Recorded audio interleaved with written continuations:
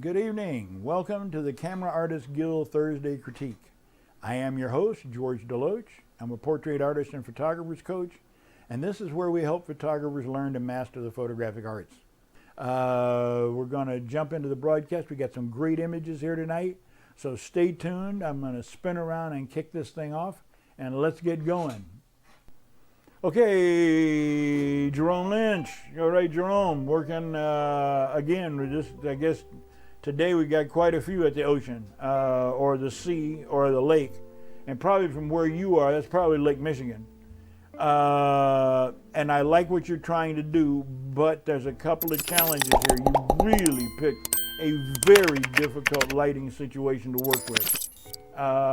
You are dealing with the sun, where even though the sun is going down, it is still up here on the horizon, and it's so bright that it draws your attention away from the people and it tricks your exposure. Now I know you're throwing in artificial light over there, but they are underexposed. They're just underexposed. If you check with the info palette, which is what I do, click the info palette, it opens up these numbers here, go to the pointer tool, and you start checking skin tones. They're in their 80, the skin tones in the 80 levels. And they should not be in the 80 levels, and the gray t-shirts are like 102, 102, 104. Now, your color's right. That's almost a perfectly neutral color. But that gray should be about 128 rather than 102. So, what can we do to pull this one out? Let's see if we can't do a couple of things here to try to pull it out and doll it up just a little bit. The first thing I'm going to do, I always do this even though it's not necessary this time, is Control J, duplicate the layer. I am going to, I'll use that duplicate layer here in a minute.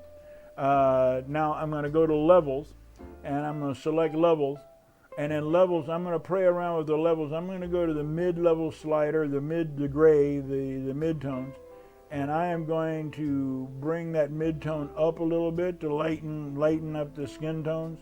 I'm going to bring the white slider in. It's going to brighten it up a little bit more.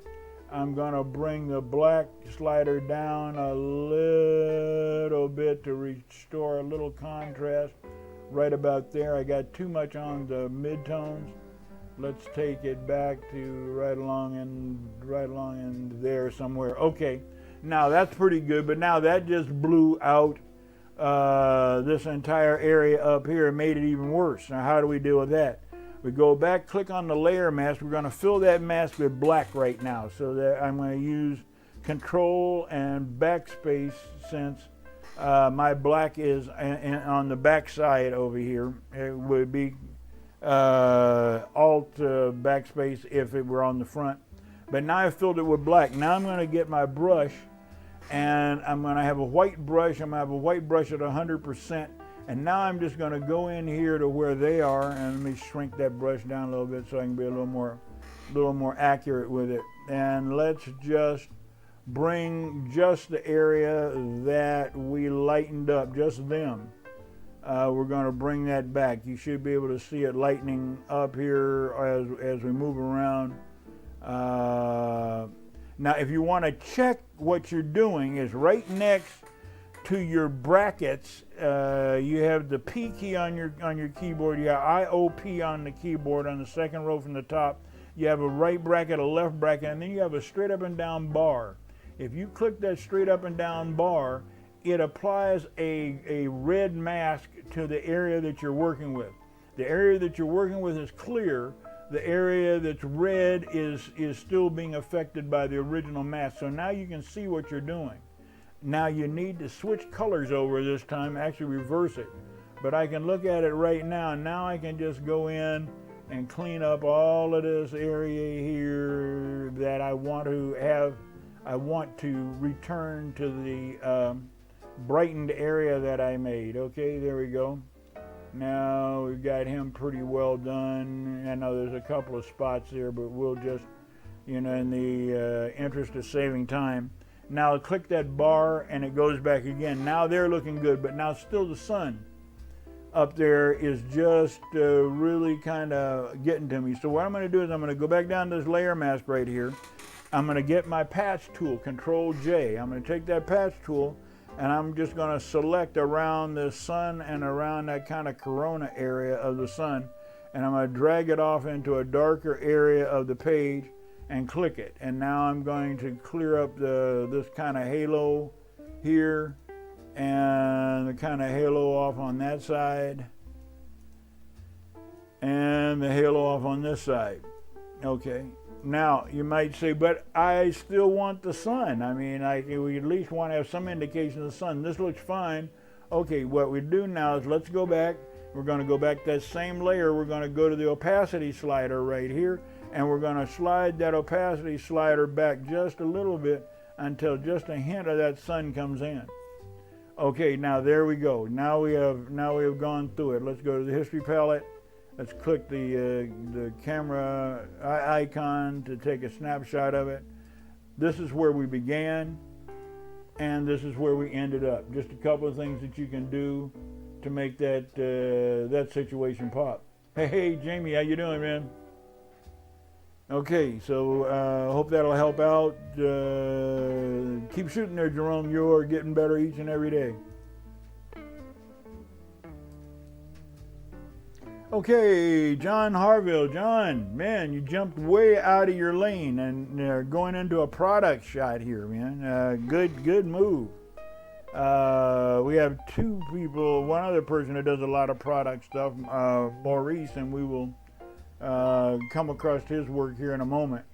Couple of things though. Now, product shots are a different animal, so you really got to think about what you're doing when you put together a product shot. Now, I like the idea that you have her in the background. I would have never chopped her off. I like the fact that she's out of focus.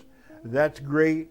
I like the fact that her hands are gripped, but rotate that cup around so her nails are not interfering with the logo, and so that this TG, the gem, which is the logo, this TG can be seen. It should be right up here.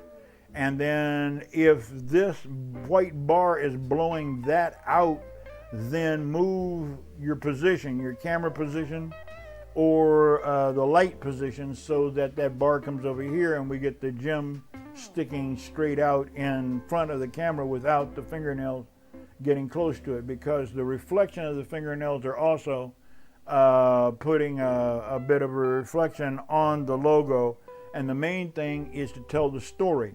You have a sports bottle, you have a attractive lady in gym attire, and you have the logo. Now the other thing is that there are some kind of marks on the lower end of that bottle. I don't know what they are, whether they're a reflection or whether it's just the fact that the bottle's squeezed and you have those marks there. Those are easy enough to take out. Simply take that same patch tool that I use. Well, now let's duplicate the layer just to be on the safe side, because I may want to, how in the world did that happen? I want to duplicate the layer. I don't want to create an additional layer. Okay, let's do Control J. There we go. Duplicate the layer, take the patch tool, come right on in on that one spot right there. Let's just move quickly to try to knock out some of those shadows. And there we go there. Be careful not to dip into the white, because otherwise it will flare out into your bottle. And then let's pull that over there. And I went too far with this and ended up with it looking, okay, there we go. Now we've taken out those marks. You really got to stop focusing on every little detail, because this is a product shot. And work on it. But I really commend you for continuing to stretch and to try new things. Okay, let's see where we are. Oh, Herb and Ambrose, welcome. All right.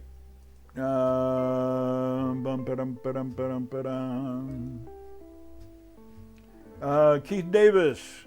And Keith, again, Keith loves these unusual shots, and it is an unusual shot. What can I tell you? You carried it off. To me, I think she looks a little stoned, personally, but maybe that just reflects an old lifetime or so ago in my history. No longer today, but back in the day. Still, you executed it well. Everything's working on that one.